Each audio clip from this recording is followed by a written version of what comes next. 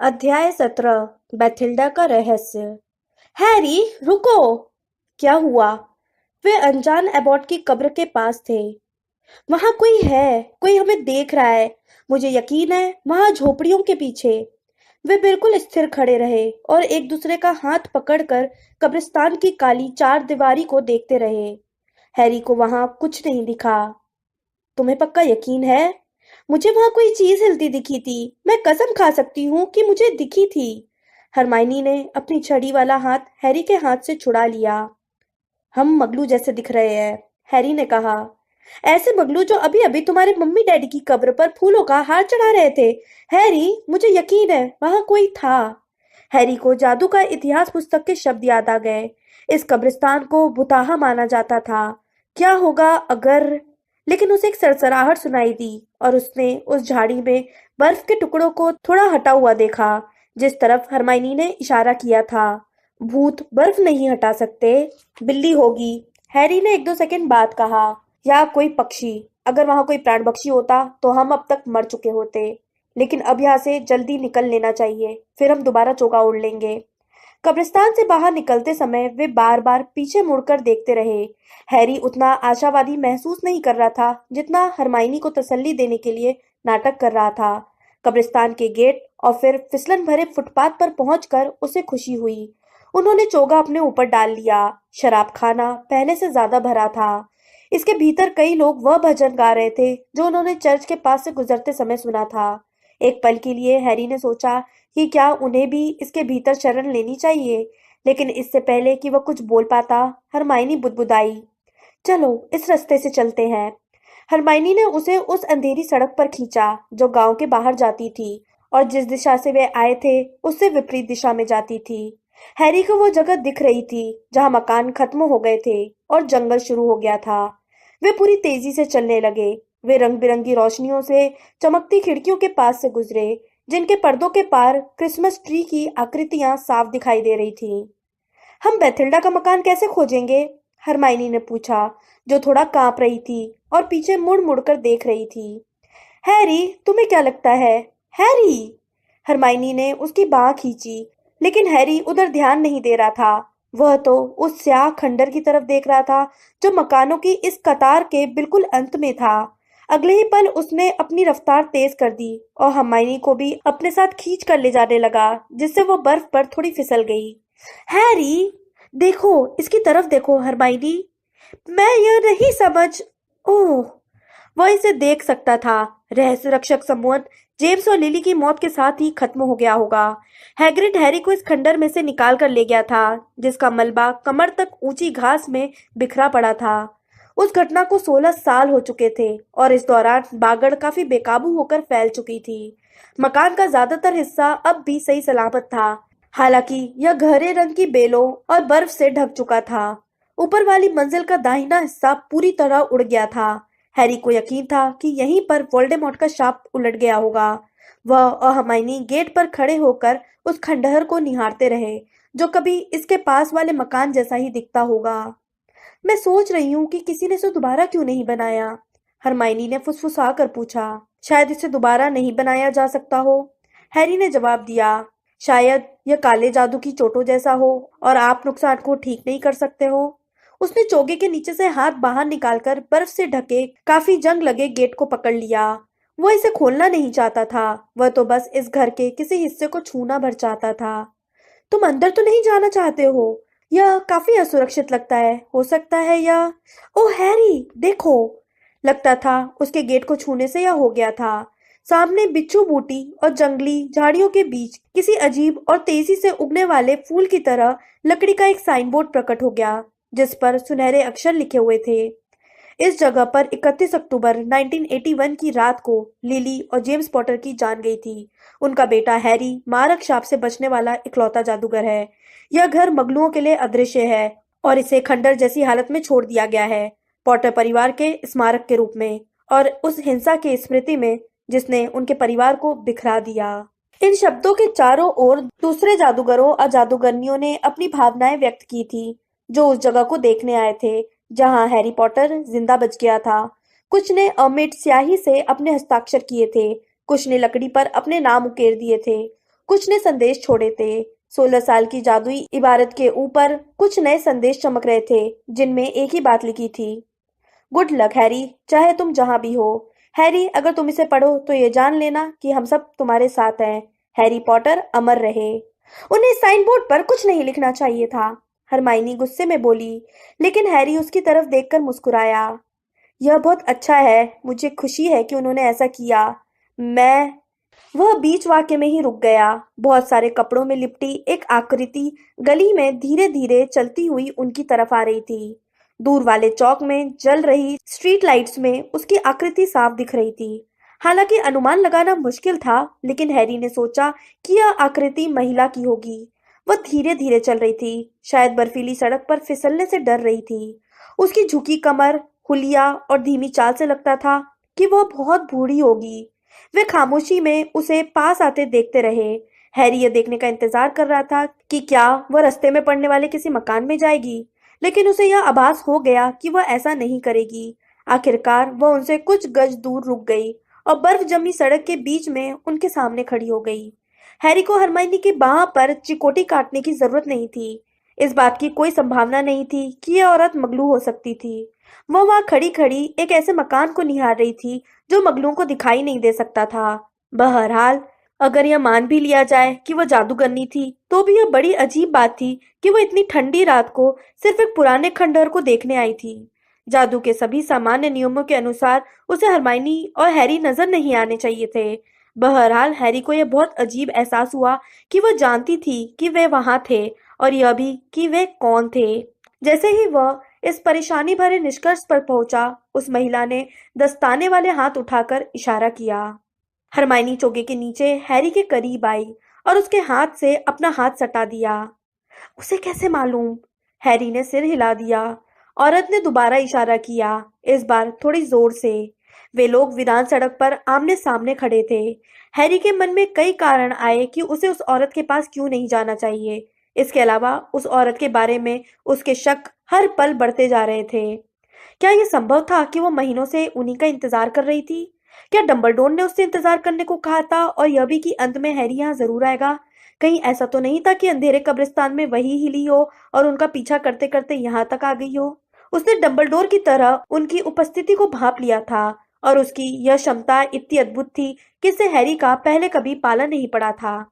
आखिरकार हैरी बोला, जिससे हरमाइनी उछल पड़ी, तुम बेथिल्डा हो। कपड़ों में लिपटी आकृति ने हाँ में सिर हिलाया और दोबारा करीब आने का इशारा किया। चोगे के नीचे हैरी और हरमाइनी ने एक दूसरे की तरफ देखा। हैरी ने बोहें उठाई, हरमाइनी ने घबराकर धीरे से सिर हिलाया। वे उस औरत की तरफ बढ़ने लगे। वो फौरन मुड़कर उस रास्ते पर धीरे धीरे चलने लगी जिधर से वे आए थे। कई मकानों के पास से गुजरने के बाद वो एक गेट में घुस गई।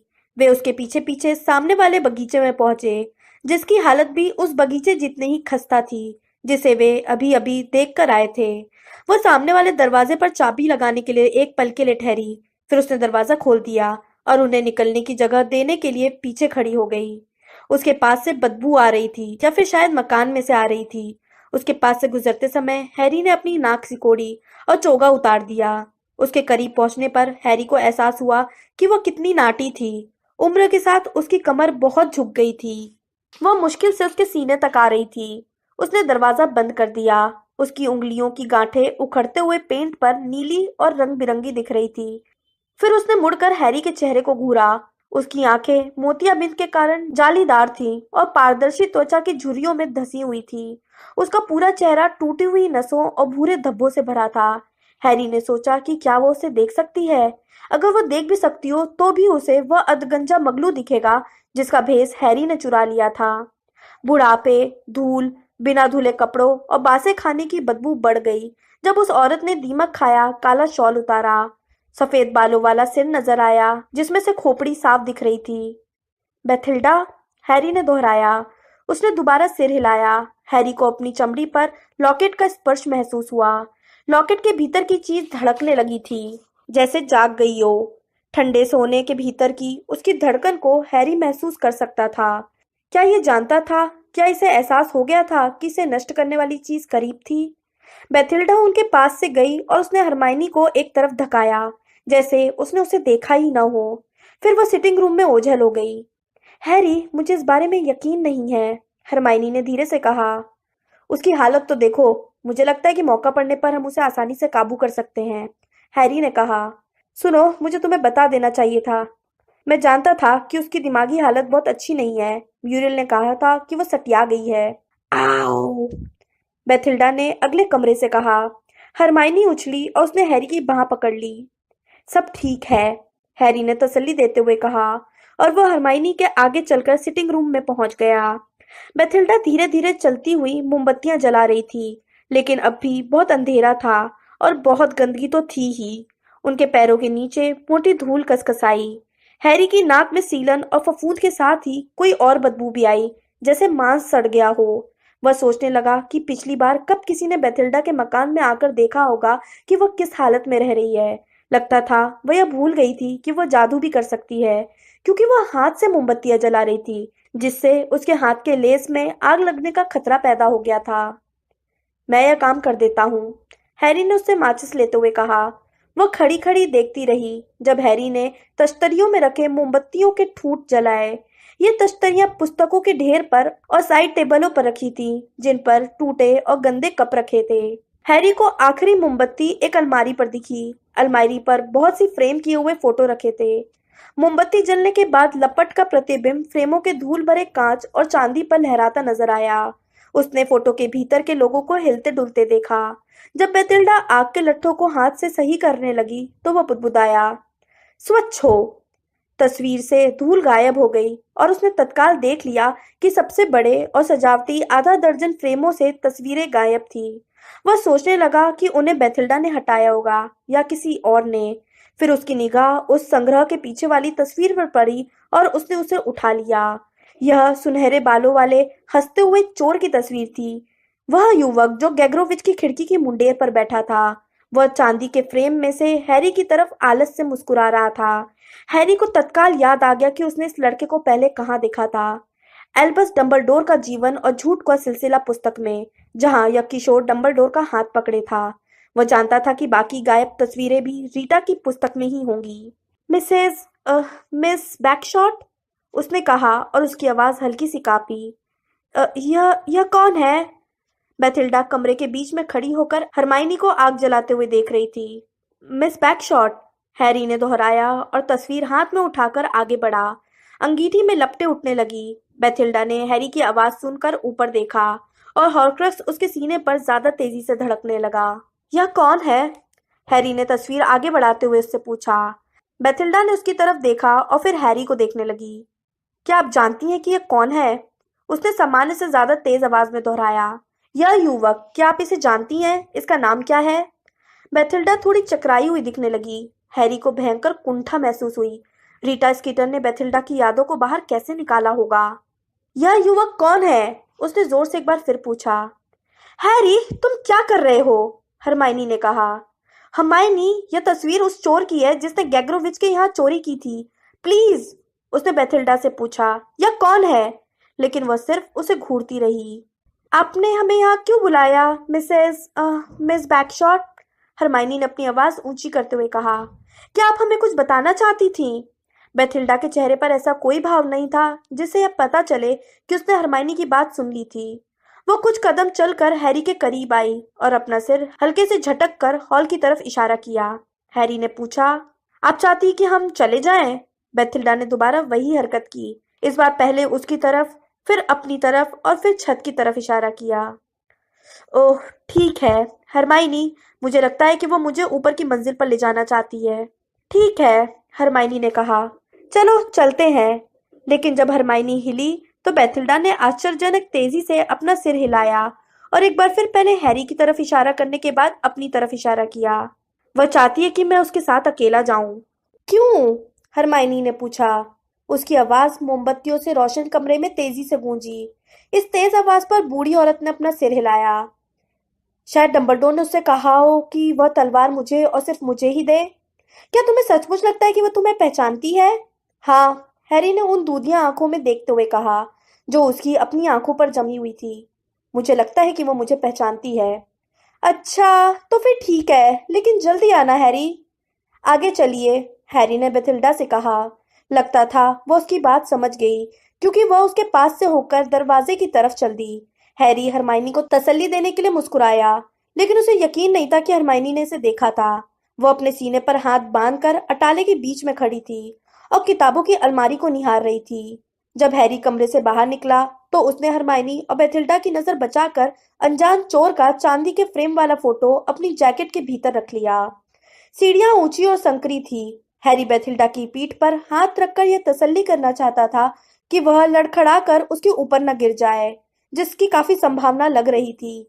धीरे धीरे गहरी सांसें लेते हुए वह ऊपर पहुंच गई। फिर वह तुरंत दाहिनी ओर मुड़ी और हैरी को नीची छत वाले बेडरूम में ले गई। यहाँ घुप अंधेरा था और भयंकर बदबू आ रही थी। हैरी को पलंग के नीचे रखा यूरिन पॉट नजर आया।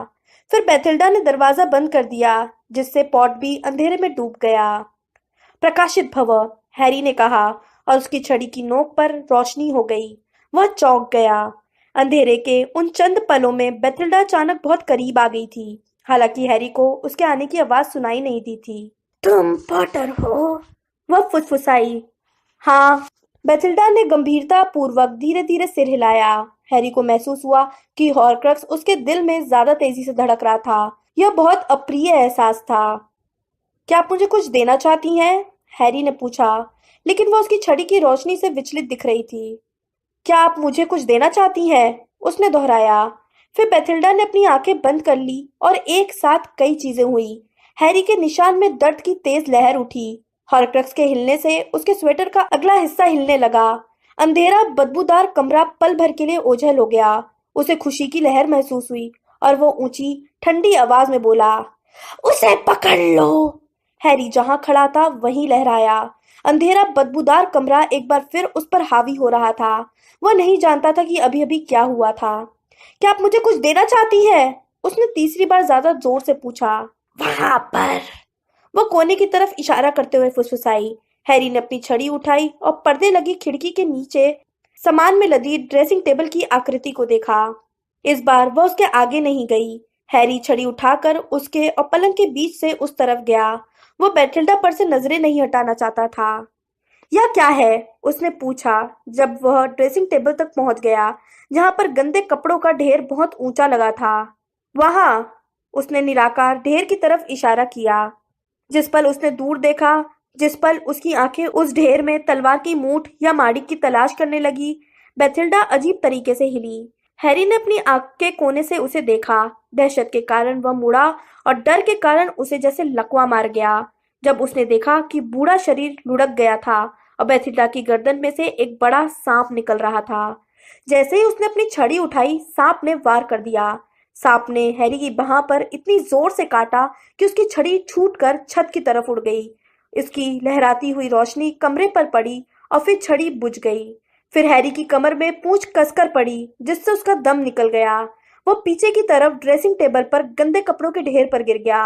वह तिरछा हुआ और सांप की पूंछ से बाल बाल बचा, जो उस टेबल पर कस कर पड़ी जहां वह एक पल पहले था। जब हैरी फर्श पर गिरा तो उस पर कांच के टुकड़ों की बारिश हो गई। नीचे से हरमाइनी की आवाज आई, हैरी! हरमाइनी को जवाब देने के लिए वह फेफड़ों में पर्याप्त सांस नहीं भर पाया। फिर किसी भारी चिकनी चीज ने उसे तेजी से फर्श पर गिरा दिया, कोई सशक्त मांसपेशियों से भरी चीज। नहीं! वह फर्श पर पड़े पड़े हाँफते हुए चिल्लाया। हाँ! आवाज फुसफुसाई। हाँ, तुम्हें पकड़े रहना है, तुम्हें पकड़े रहना है। आगमनो, आगमनो छड़ी! लेकिन कुछ नहीं हुआ। सांप को दूर हटाने के लिए उसे अपने हाथों की जरूरत थी, क्योंकि अब यह उसके धड़ पर लिपट रहा था और उसकी बची कुची हवा बाहर निकाल रहा था। यही नहीं, वह उसके सीने के हॉर्क्रक्स को दबा रहा था, जो बर्फ के गोले की तरह जीवन में धड़क रहा था और उसके धड़कते दिल से बस कुछ इंच दूर था। उसके दिमाग में ठंडी सफेद रोशनी की बाढ़ आ गई। सारे विचार गुम हो गए थे। उसकी सांस डूब गई थी। दूर से आते कदमों की आहट सुनाई दे रही थी। हर चीज खत्म हो चुकी थी। धातु का दिल उसके सीने के बाहर धड़क रहा था और अब वह उड़ रहा था, सीने में विजय का उल्लास लिए, झाड़ू या थेस्ट्रॉल के बिना। वह बदबूदार अंधेरे में अचानक जाग गया। नगीनी ने उसे छोड़ दिया था। वह उठा और बाहर से आती रोशनी में सांप की आकृति को देखा। इसने प्रहार किया और हरमाइनी ने चीख कर एक तरफ छलांग लगा दी। उसका निशाना चूक गया और मंत्र पर्दे वाली खिड़की से टकराया, जो टूट गई। कमरे में ठंडी हवा भर गई, जब हैरी टूटे कांच की एक और बारिश से बचने के लिए झुका, उसका पैर किसी पेंसिल जैसी चीज पर पड़कर फिसल गया। उसकी छड़ी। उसने झुककर तेजी से छड़ी उठा ली। अब सांप पूरे कमरे में हंगामा मचा रहा था और तेजी से पूंछ लहरा कर वार कर रहा था। हरमाइनी कहीं नजर नहीं आ रही थी। एक पल के लिए तो हैरी के मन में यह भयंकर विचार आया कि कहीं उसका काम तमाम तो नहीं हो गया। लेकिन तभी एक जोरदार धमाका हुआ और लाल रोशनी की चमक के साथ सांप हवा में उड़ गया। उड़ते उड़ते सांप ने हैरी के चेहरे पर इतनी तेज से पूंछ मारी कि वो उछलकर छत तक पहुंच गया। हैरी ने अपनी छड़ी उठाई, लेकिन तभी उसका निशान बहुत तेजी से दर्द करने लगा। इसमें इस वक्त इतना ज्यादा दर्द हो रहा था, उतना बरसों में नहीं हुआ था। वह आ रहा है, हरमाइनी, वह आ रहा है। उसके चिल्लाने की आवाज सुनकर सांप जोर से फुफकारा। हर चीज अस्त व्यस्त थी। इसने दीवार पर लगी अलमारियों के कांच को चकनाचूर कर दिया था। कांच के टूटे हुए टुकड़े हर जगह उड़ने लगे जब हैरी ने पलंग के ऊपर से कूदकर हरमाइनी की स्याह आकृति को पकड़ लिया। हरमाइनी दर्द से चीखी जब वह उसे खींचकर पलंग के पार ले गया। सांप दोबारा उठा, लेकिन हैरी जानता था कि सांप से भी ज्यादा बुरी चीज आ रही थी। शायद गेट पर पहुंच चुकी थी। निशान के दर्द के कारण उसके सिर का अब भी बहुत बुरा हाल था। सांप तेजी से आगे बढ़ा, लेकिन हैरी एक तेज छलांग मारकर हरमाइनी को उससे दूर ले गया। जब सांप ने वार किया तो हरमाइनी चिल्लाई, अग्नि विस्फोटक। उसका मंत्र कमरे में चारों तरफ उड़ने लगा। कपड़ों की अलमारी में लगे आईने में विस्फोट हो गया। उससे टकराकर मंत्र उनकी तरफ लौटा। फिर वो फर्श से छत के बीच उछलने लगा। हैरी ने महसूस किया कि इसकी गर्मी से उसके हाथ का पिछला हिस्सा जल गया था। कांच के कारण उसके गले पर भी घाव हो गया जब वह हरमाइनी को अपने साथ खींचते हुए पलंग से टूटी हुई ड्रेसिंग टेबल पर कूदा और फिर उन्होंने टूटी हुई खिड़की से हवा में छलांग लगा दी। जब वे हवा में घूमे तो हरमाइनी की चीख रात के अंधेरे में गूंजती रही। फिर उसका निशान खुल गया और वो वोल्डेमॉर्ट बन गया। वह बदबूदार बेडरूम में भाग रहा था। उसके लंबे सफेद हाथ खिड़की की मुंडेर पर रखे थे। जब उसने गंजे आदमी और नाटी औरत को घूमते तथा ओझल होते देखा, फिर वो गुस्से से चीखा। उसकी चीख भी लड़की की चीख से मिल गई और अंधेरे बगीचे के पार क्रिसमस के मौके पर बजती चर्च की घंटियों के ऊपर सुनाई दी। और उसकी चीख हैरी की चीख थी। उसका दर्द हैरी का दर्द था। उसे यकीन नहीं हो रहा था कि यह एक बार फिर हो गया था, जहां यह पहले हो चुका था। यहाँ, उस मकान के पास, जहां वह मौत के बिल्कुल करीब पहुंच गया था। मौत। दर्द इतना भयंकर था, अपने शरीर से अलग हो जाना। लेकिन अगर उसके पास शरीर नहीं था, तो फिर उसका सिर इतनी बुरी तरह क्यों दुख रहा था? अगर वह मर चुका था, तो उसे इसका इतना असहनीय एहसास कैसे हो सकता था? क्या दर्द मौत के साथ खत्म नहीं हो जाता है? क्या यह चला नहीं जाता? रात नम और हवादार थी। दो बच्चे कद्दुओं के भेस में चौक के पार इठला कर चल रहे थे और दुकान की विंडोज से भरी कागज की मकड़ियों को देख रहे थे। भड़कीली मगलू वस्तुओं की ऐसी दुनिया जिसमें वे यकीन नहीं करते थे। और वह चला जा रहा था। उसके भीतर उद्देश्य, शक्ति और सब कुछ सही करने का एहसास था, जो उसे हमेशा ऐसे मौकों पर होता था।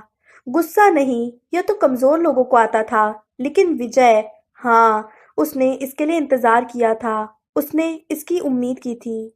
अच्छी पोशाक है। उसने छोटे बच्चे की मुस्कुराहट गायब होते देखी। जब करीब आने पर बच्चे ने नकाब के नीचे देखा। अब बच्चे के चेहरे पर डर का भाव आ गया। फिर बच्चा मुड़ा और दूर भागने लगा। दुशाले के नीचे उसने अपनी छड़ी की मूठ पर उंगलियां फेरी। उसे थोड़ा सा हिला दिया तो बच्चा अपनी माँ के पास नहीं पहुंच पाएगा, लेकिन अनावश्यक, बहुत अनावश्यक। फिर वह एक नई और अंधेरे में डूबी सड़क पर पहुंच गया। अब उसे अपनी मंजिल नजर आने लगी थी। रहस्य रक्षक सम्मोहन टूट गया था, हालांकि उन्हें यह बात अब तक पता नहीं थी। उसके कदमों की आहट फुटपाथ पर पत्तियों के सरसराने की आवाज से भी धीमी थी। वह अंधेरे में डूबी बागड़ के करीब आया और उसने इसके पार देखा। उन्होंने पर्दे तक नहीं लगाए थे। वे छोटे सिटिंग रूम में साफ दिख रहे थे। लंबा काले बालों वाला आदमी जिसने चश्मा लगा रखा था, वो अपनी छड़ी से रंगीन धुआं निकालकर नीले पजामे और काले बालों वाले एक छोटे से लड़के का दिल बहला रहा था। बच्चा हंस रहा था और धुएं को अपनी नन्ही सी मुट्ठी में पकड़ने की कोशिश कर रहा था। एक दरवाजा खुला और माँ अंदर आई। उसने कुछ कहा जिसे वह सुन नहीं पाया। उसके लंबे गहरे लाल बाल उसके चेहरे पर आ रहे थे। अब पिता ने बच्चे को उठाकर माँ को थमा दिया और अपनी छड़ी सोफे पर फेंक कर जमाई तथा अंगड़ाई लेने लगा। खुलते समय गेट थोड़ा सा चरमराया, लेकिन जेम्स पॉटर को इसकी आवाज सुनाई नहीं दी। उसके सफेद हाथ ने चौके के नीचे से छड़ी बाहर निकाली और दरवाजे की तरफ तान दी, जो खुल गया। उसके चौखट पार करते ही जेम्स तेजी से हॉल में आया। यह आसान था, बहुत आसान था। उसने अपनी छड़ी भी नहीं उठाई थी। लिली, हैरी को लेकर चली जाओ, वह आ गया है। जाओ, भागो, मैं उसे रोकता हूँ। मैं उसे रोकता हूँ, छड़ी के बिना। शाप देने से पहले वह हंसा। मृत्यु दंशम। हरी रोशनी उस छोटे गलियारे में भर गई। इससे दीवार से टिकी बच्चा गाड़ी चमकने लगी। सीढ़ियों की रेलिंग ट्यूबलाइट की तरह चमकने लगी और जेम्स पॉटर ऐसी कठपुतली की तरह गिर गया जैसे उसकी रस्सियां कट गई हों। उसे ऊपर की मंजिल से औरत के चीखने की आवाज सुनाई दी। वह फंस गई थी, लेकिन अगर वह समझदारी दिखाए तो कम से कम उसे कोई खतरा नहीं था। वह सीढ़ियां चढ़ा और थोड़े आनंद के साथ उसका रास्ता रोकने की कोशिशों को सुना। उसके पास भी छड़ी नहीं थी। वे कितने मूर्ख थे जो अपने दोस्तों पर मूर्खतापूर्ण भरोसा करते थे और यह सोचते थे कि हथियार कुछ पलों के लिए भी छोड़े जा सकते हैं। उसने अपनी छड़ी हल्के से लहराकर दरवाजा खोला। फिर उसने इससे टिका कर रखी कई कुर्सियों और बक्सों को जल्दी से हटाया। सामने वह खड़ी थी। बच्चा उसकी बाहों में था। उसे देखते ही उसने अपने बच्चे को अपने पीछे पालने में डाला और अपनी बाहें चौड़ी फैला ली, जैसे इससे कोई मदद मिलेगी, जैसे उसकी नजरों से ओझल होने पर वह बच्चे के बजाय उसे मार डालेगा। हैरी को नहीं, हैरी को नहीं, मेहरबानी करके हैरी को नहीं। एक तरफ हट जाओ मूर्ख लड़की, एक तरफ हट जाओ अभी। हैरी को नहीं, प्लीज नहीं। मुझे ले लो, उसके बजाय मुझे मार डालो। यह मेरी आखिरी चेतावनी है। हैरी को नहीं, प्लीज रहम करो, रहम करो। हैरी को नहीं, हैरी को नहीं, प्लीज, मैं कुछ भी करने को तैयार हूँ। एक तरफ हट जाओ, एक तरफ हट जाओ लड़की।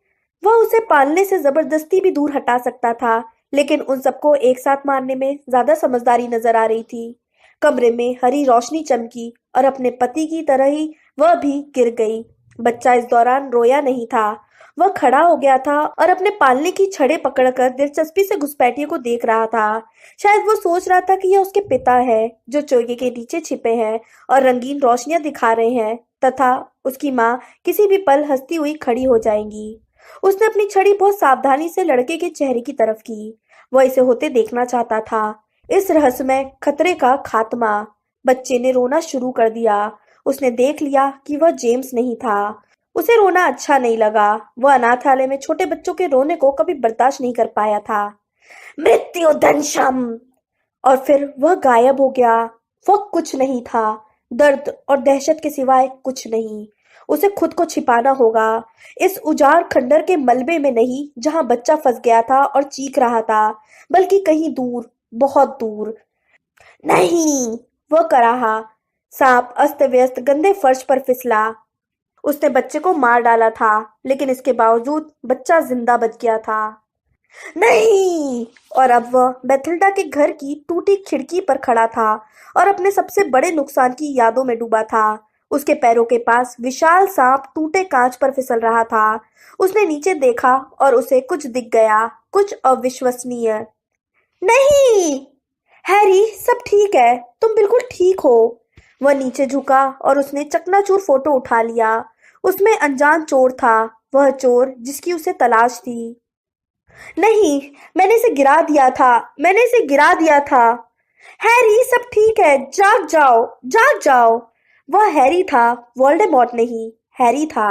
और जो चीज फिसल रही थी वह सांप नहीं थी। उसने अपनी आंखें खोली। हैरी, हरमाइनी फुसफुसाई, क्या तुम बिल्कुल बिल्कुल ठीक हो? हाँ, उसने झूठ बोल दिया। वह टेंट में था और कंबलों के ढेर के नीचे बर्थ पर लेटा हुआ था। शांति और ठंड के एहसास में वह समझ गया कि भोर अभी ही हुई होगी, क्योंकि कैनवास की छत पर ठंडी सीधी रोशनी पड़ रही थी। वह पसीने में नहा रहा था। वह इसे चादरों और कंबलों पर भी महसूस कर रहा था। हम बच गए। हाँ, हरमाइनी ने कहा। मुझे तुम्हें बर्थ पर लिटाने के लिए वायु विचरण मंत्र का इस्तेमाल करना पड़ा। मैं तुम्हें उठा नहीं पाई। देखो, तुम बिल्कुल भी। हरमाइनी की भूरी आंखों के नीचे बैगनी छायाएं थी और उसके हाथ में एक छोटा स्पंज था। वह उसका चेहरा पोंछ रही थी। तुम बीमार थे, उसने बात पूरी की। बहुत बीमार। हम कितने समय पहले आए थे? घंटों पहले। अब सुबह होने वाली है। और मैं बेहोश था? पूरी तरह नहीं, हरमाइनी ने परेशानी से कहा। तुम चिल्ला रहे थे और करा रहे थे और ऐसी ही चीजें। उसने ऐसे अंदाज में कहा जिससे हैरी परेशान हो गया। उसने क्या किया था? वोल्डेमॉर्ट की तरह शाप दिए थे? पालने में पड़े बच्चे की तरह रोया था? मैं तुम्हारे शरीर से हॉर्क्रक्स नहीं उतार पाई, हरमाइनी ने कहा, और वो जान गया कि वो विषय बदलना चाहती थी। यह चिपक गया था, तुम्हारे सीने से चिपक गया था। मुझे अफसोस है, वहां पर निशान रह गया है। इसे निकालने के लिए मुझे विच्छेद सम्मोहन का इस्तेमाल करना पड़ा। सांप ने तुम्हें काट लिया था, लेकिन मैंने घाव साफ करके डिटेनी लगा दी है। हैरी ने अपनी पसीने से तरबतर टी शर्ट उतारी और अपने सीने की तरफ देखा। वहां पर लाल अंडाकार निशान था, जहां लॉकेट ने उसे जला दिया था। इसके अलावा वहां पर सांप के दांतों के निशान भी दिख रहे थे, जो अब आधे ठीक हो चुके थे। तुमने हॉर्क्रक्स कहाँ रखा है? मेरे बैग में। मुझे लगता है कि हमें इसे कुछ समय के लिए दूर ही रखना चाहिए। वह अपने तकिए पर लेट गया और हरमाइनी के तनावपूर्ण सफेद चेहरे को देखने लगा। हमें गॉड्रिक्स हॉलो नहीं जाना चाहिए था। यह मेरी गलती है, पूरी तरह से मेरी गलती है हरमाइनी। मुझे अफसोस है। यह तुम्हारी गलती नहीं है। मैं भी तो जाना चाहती थी। मुझे सचमुच लगा था कि डंबलडोर ने वह तुम्हारे लिए तलवार छोड़ी होगी। हाँ, देखो, हमने गलत सोच लिया था, है ना? हुआ क्या था हैरी? जब वह तुम्हें ऊपर की मंजिल पर ले गई थी तो उसके बाद क्या हुआ था? क्या सांप कहीं छिपा था? क्या वह बाहर निकला और उसे मारने के बाद तुम पर हमला कर दिया? नहीं, उसने कहा। बेथिल्डा ही सांप थी। यह सांप ही बेथिल्डा था पूरे समय। क्या? हैरी ने अपनी आंखें बंद कर ली। वह अब भी अपने चेहरे पर बेथिल्डा के मकान की बदबू महसूस कर सकता था। इससे हर चीज भयंकर रूप से स्पष्ट हो गई। बेथिल्डा को काफी समय हो गया होगा। सांप उसके उसके भीतर था। तुम जानते हो कौन ने उसे गॉडेक्स हॉलो में इंतजार करने के लिए छोड़ दिया था? तुमने सही कहा था। वह जानता था कि मैं वहां जाऊंगा। सांप उसके भीतर था? हैरी ने अपनी आंखें दोबारा खोली। हरमाइनी के चेहरे पर वितृष्णा और घिन का भाव था। ल्यूपिन ने सही कहा था कि हमारा मुकाबला ऐसे जादू से होगा जिसकी हमने कभी कल्पना भी नहीं की होगी, हैरी ने कहा। वो तुम्हारे सामने इसलिए बात नहीं करना चाहती थी क्योंकि वह सर्प भाषा में बात कर रही थी। मुझे इस बात का एहसास नहीं हुआ क्योंकि मैं उसकी बात समझ सकता था। कमरे में पहुंचने के बाद सांप ने तुम जानते हो कौन को संदेश भेजा। मैंने उसे अपने दिमाग में महसूस किया। मैंने महसूस किया कि वह रोमांचित हो रहा था। उसने सांप से कहा कि वह मुझे रोके रखे। और फिर हैरी को याद आया कि सांप बेथिल्डा की गर्दन में से बाहर आ रहा था, लेकिन हरमाइनी को सारी बातें बताने की जरूरत नहीं थी। उसने रूप बदल लिया। वह सांप में बदल गई और उसने हमला कर दिया। उसने अपने हाथ पर दांत के निशान देखे। सांप का मकसद मुझे मारना नहीं था, बल्कि तुम जानते हो कौन के वहां आने तक मुझे रोके रखना था। अगर वह सांप को मार डालने में कामयाब हो जाता तो यह पूरा अभियान सार्थक हो जाता। वह निराशा से उठा और उसने चादर फेंक दी। हैरी, नहीं, मुझे लगता है तुम्हें आराम करना चाहिए। नींद की जरूरत तो तुम्हें है। बुरा मत मानना, पर तुम्हारी हालत बहुत बुरी दिख रही है। मैं ठीक हूँ। अब कुछ समय के लिए मैं रखवाली करता हूँ। मेरी छड़ी कहाँ है? हरमाइनी ने जवाब नहीं दिया, सिर्फ उसकी तरफ देखती रही। मेरी छड़ी कहाँ है हरमाइनी? वो अपना होठ काट रही थी और उसकी आंखों में आंसू तैर रहे थे। हैरी, मेरी छड़ी कहाँ है? वो पलंग के पास नीचे झुकी और छड़ी हैरी की तरफ बढ़ा दी। हॉली और फीनिक्स की छड़ी के लगभग दो टुकड़े हो चुके थे। फीनिक्स के पंख का एक कमजोर हिस्सा दोनों टुकड़ों को जोड़े हुए था, लेकिन लकड़ी पूरी तरह टूट गई थी। हैरी ने इसे उस तरह अपने हाथों में लिया जैसे कोई जीवित वस्तु हो जिसे गंभीर चोट लगी हो। वह सही तरीके से सोच नहीं पाया। दहशत और डर के कारण उसे हर चीज घूमती हुई लग रही थी। उसने हरमाइनी की तरफ छड़ी बढ़ाई। इसे जोड़ दो, प्लीज। हैरी, मुझे नहीं लगता ये इतनी बुरी तरह से टूटी है। प्लीज हरमाइनी, कोशिश तो करो। म मरा मत हो। छड़ी थोड़ी सी जुड़ गई। हैरी ने उसे ऊपर उठाया। प्रकाशित भव। छड़ी से हल्की सी चिंगारी निकली, फिर बुझ गई। हैरी ने उसे हरमाइनी की तरफ ताना। निरस्त्र भव। हरमाइनी की छड़ी हल्के से हिली, लेकिन उसके हाथ से नहीं छूटी। जादू की यह कमजोर कोशिश भी हैरी की छड़ी को भारी पड़ गई और वह दोबारा टूट गई। हैरी ने स्तब्धता से छड़ी को घूरा और उसकी आंखें जो देख रही थी उसे वह बर्दाश्त नहीं कर पाया, जिस छड़ी ने इतना कुछ सहन किया था। हैरी, हरमाइनी इतनी धीरे से फुसफुसाई कि उसकी बात बहुत मुश्किल से सुनाई दी। मुझे बहुत बहुत अफसोस है। मुझे लगता है यह मेरी गलती से हुआ है। जब हम निकल रहे थे तो सांप हमारी तरफ आने लगा, इसलिए मैंने विस्फोटक शाप मार दिया। यह शाप पूरे कमरे में टकरा कर उछलता रहा और इसने तुम्हारी छड़ी को। यह संयोग था, हैरी मशीनी अंदाज में बोला। वह खोखला और स्तब्ध महसूस कर रहा था। हम इसकी मरम्मत करने का कोई ना कोई तरीका खोज लेंगे। हैरी, मुझे नहीं लगता कि हम ये कभी ऐसा कर पाएंगे, हरमाइनी ने कहा और उसके चेहरे पर आंसू बहने लगे। याद है, रॉन की छड़ी याद है? जब उसकी छड़ी उस कार दुर्घटना में टूटी थी, वह दोबारा कभी पहले जैसी नहीं हो पाई थी। उसे नई छड़ी लेनी पड़ी थी।